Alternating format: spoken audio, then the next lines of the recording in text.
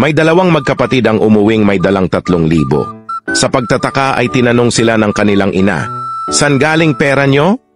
Nakita namin yung kabet ng kapitbahay natin. Para di namin siya isumbong, sinuhulan niya kami ng 1,000. Pero 3,000 yan ha? San naman galing yung 2,000?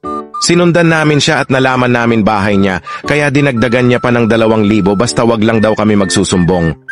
Nagalit ang kanilang ina at nagsermon. Kailan pa kayo natuto mangikil at makialam sa buhay ng iba? Alam nyo bang mali ang ginawa nyo? Bukas, magpunta kayo ng simbahan at mangumpisal. Humingi kayo ng tawad sa Diyos at kay Father sa mga pinaggagawa nyo. Nagpunta sa simbahan ang magkapatid kinabukasan at umuwing may dalang 5,000. "Saan na naman galing yung pera nyo?" tanong ng kanilang ina. Sumagot naman ang magkapatid ng, "Nalaman na din namin ma kung saan siya nagtatrabaho."